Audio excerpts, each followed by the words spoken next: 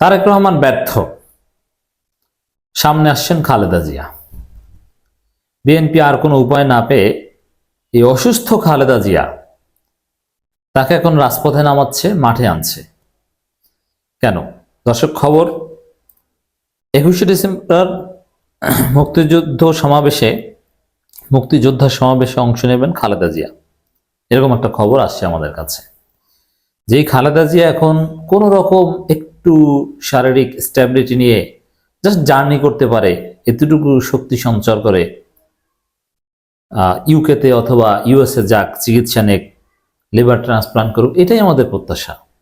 হ্যাঁ, ইনডোর কোনো প্রোগ্রামে যদি একটু বসতে পারে, সাক্ষাৎ 2-4 মিনিট দিতে পারে, তার শ্বাস করতেও কষ্ট হয়, সেটা ঠিক আছে। কিন্তু ধুলোবালির মধ্যে পাবলিক প্রোগ্রামে তাকে আনবেন, সে সিদ্ধান্ত বিএনপি নিয়েছে কেন? তারেক রহমানের মাধ্যমে কাজ হচ্ছে না, জনগণ বিএনপি থেকে মুখ ফিরিয়ে নিচ্ছে। জনগণ ডক্টর ইউনূস কিংবা বৈষম্য ছাত্র আন্দোলন, নাগরিক কমিটি, জামাত শিবির তাদেরকে সমর্থন করছে। জনগণ চাচ্ছে এখন জামাত ইসলামীকে। বিএনপি দিন যত যাচ্ছে আকর্ষণ হারাচ্ছে। কি করবে এখন বিএনপি? আর কোনো উপায় নেই। তারেক রহমান যথেষ্ট পজিটিভ পলিটিক্স করেছেন, কিন্তু তারপরও জনগণের সমর্থন কমেই যাচ্ছে। বিএনপি নেতাদেরকে জনগণ এখন চাঁদাবাজ মনে করছে, আওয়ামী লীগ মনে করছে। বিএনপি আওয়ামী লীগ সব চরিত্রগুলো বিএনপি এখন ধারণ করেছে, যার ফলে বিএনপি এখন গণবিচ্ছিন্ন। তারা নিজেরা মারামারি করে, চেয়ার ছড়াছড়ি থেকে শুরু করে সভাস্থল ভাঙচুর করে, ধ্বংসস্তূপে পরিণত করে।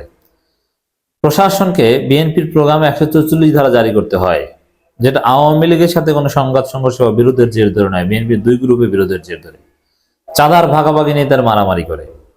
এই পরিস্থিতিতে আর কোনো উপায় না পেয়ে এখন খালেদা জিয়াকে মাঠে নামিয়ে এই অসুস্থ খালেদা জিয়ার উপর এক ধরনের নির্যাতন করে, এক ধরনের জুলুম করে, তাকে মৃত্যুর দিকে ঠেলে দিয়ে বিএনপি তাদের রাজনীতি বাঁচাতে চায়। আমি বলবো যে না, খালেদা জিয়ার মাধ্যমেও কাজ হবে না। কারণ বিএনপি ভালো হলে তারেক রহমান মাধ্যমেও হতো। আর খালেদা জিয়া চাইলেও বেশি আউটপুট দিতে পারবে না, সামান্য। অতএব খালেদা জিয়াকে নামানোটাকে আমরা সমর্থন করছি না। তিনি সুস্থভাবে থাকুন, বেঁচে থাকুন। খালেদা জিয়া এই জাতির গর্ব, তিনি যা দেয়ার দিয়ে গিয়েছেন জাতিকে। এখন আমরা তাকে যা সম্মান করতে চাই। তিনি রাজনীতিতে আসতে পারলে অবশ্যই ভালো হতো, আমরা তাকে আবশ্যিক নেত্রী বলি। কিন্তু এই নষ্ট হয়ে যাওয়া বিএনপিকে টেনে তুলতে খালেদা জিয়াকে মাঠে নামানো হবে তার মৃত্যুর ঝুঁকি নিয়ে, মানে এইটা আমরা সমর্থন করতে পারছি না। আর 21শে ডিসেম্বর এমন কি যে খালেদা জিয়াকে মাঠে নামাতে হবে? মুক্তিযোদ্ধা সমাবেশ, এটাও কিন্তু, এটা কি ভারতের বুদ্ধি কিনা? আবার মুক্তিযোদ্ধা সমাবেশকে এত গ্লোরিফাই করার বা কি আছে যে খালেদা জিয়াকে মাঠে নামাতে হবে? আপনারা 24-এর স্পিরিট নিয়ে কিছু করেন, সেই 71 নিয়ে ওই চেতনা, ঠিক আছে, মুক্তিযুদ্ধের প্রতি সবারই সম্মান, এটা সবাই মেনে নিয়েছে। কিন্তু মুক্তিযোদ্ধার সমাবেশ, মুক্তিযুদ্ধ নিয়ে আলাদাভাবে কোনো একটা বিষয় হাইলাইট করা, এটা ভারতীয় রাজনীতির বহিঃপ্রকাশ। মহান বিজয় দিবস উপলক্ষে আগামী 21শে ডিসেম্বর মুক্তিযোদ্ধা সমাবেশের আয়োজন করেছে মুক্তিযোদ্ধা দল। এগুলো আলাদাভাবে মুক্তিযোদ্ধা এই জিনিসটাকে এভাবে হাইলাইট করার কিছু নেই। এটা কেমন যেন একটা আওয়ামী লীগ ভাব চলে আসে। আর দেশ স্বাধীন হয়েছে, আর এখন তরুণ প্রজন্ম মাঠে আছে, যেগুলো আমরা দেখিনি। এটা নিয়ে এত, যেটা আওয়ামী লীগ তাদের স্বার্থে ব্যবহার করছে।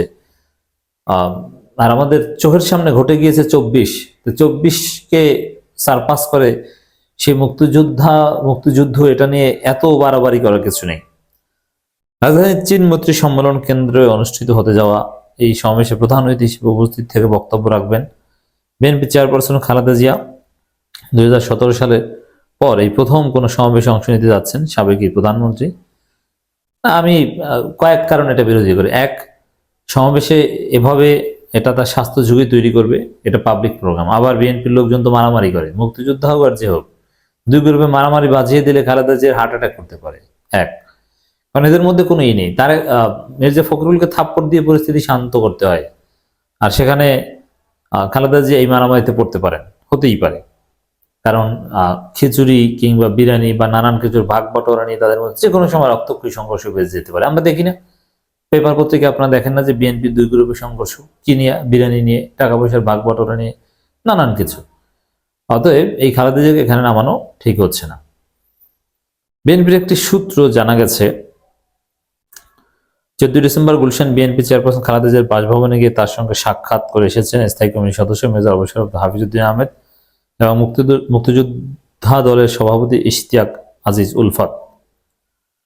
তারা খালেদা জিয়াকে সমাবেশে প্রধান অতিথি হিসেবে অংশ নিতে আমন্ত্রণ জানান। তিনি প্রাথমিকভাবে সমাবেশ থাকার সম্মতি দিয়েছেন। এছাড়া রাতে খালেদা জিয়ার সঙ্গে সাক্ষাৎ করেছেন দলের মহাসচিব মির্জা ফখরুল ইসলাম আলমগীর। এখন এটা তো মুক্তিযুদ্ধের সমাবেশ বা কে গিয়েছেন এটা ইম্পর্টেন্ট না, বিএনপি খালেদা জিয়াকে মাঠে নামাচ্ছে, এটাই হচ্ছে চূড়ান্ত কথা। এবং এই জিনিসটার একটা নেগেটিভ ইম্প্যাক্ট ডেফিনেটলি থাকবে তার শরীরের উপর।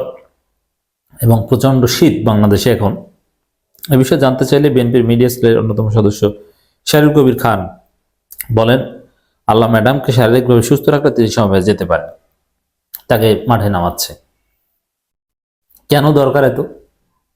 তারেক রহমান ভিডিও কনফারেন্সে অংশগ্রহণ করতো।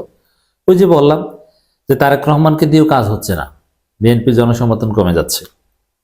নাম প্রকাশ না করার অনিচ্ছুক বিএনপি সাবেক এক ছাত্রনেতা বলেন, এই সমাবেশে অংশ নেওয়ার মাধ্যমে রাজনীতিতে ম্যাডাম খালেদা জিয়া আবার রাজনীতিতে ফিরতে আসছেন সেই বার্তা দেওয়া হচ্ছে।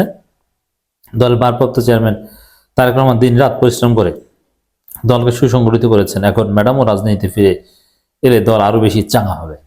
মানে দলকে চাঙা খালেদা জিয়া ছাড়া করতে পারছে না, এটাই মনে করছে। বিএনপির মিডিয়া সেলের সূত্র জানা গেছে 2017 সালের 22 নভেম্বর বিপ্লব সংহতি দিবস উপলক্ষে সোহরাওয়ার্দী উদ্যানে সমাবেশে বক্তব্য রাখেন খালেদা জিয়া। তারপর থেকে এই প্রথম। হ্যাঁ ঠিক আছে, এটা একটা ইতিহাস, এটা আমাদের কাছে ভালো লাগবে, কিন্তু সামগ্রিকভাবে বিএনপির নেতৃত্বের ব্যর্থতার ফলে এখন অসুস্থ খালেদা জিয়াকে সামনে আনতে হচ্ছে। এই অসুস্থতার ফলে হয়তো বা বিদেশ যেতে আরো লেট হতে পারে, আবার অসুস্থ হয়ে হসপিটালে যেতে পারে।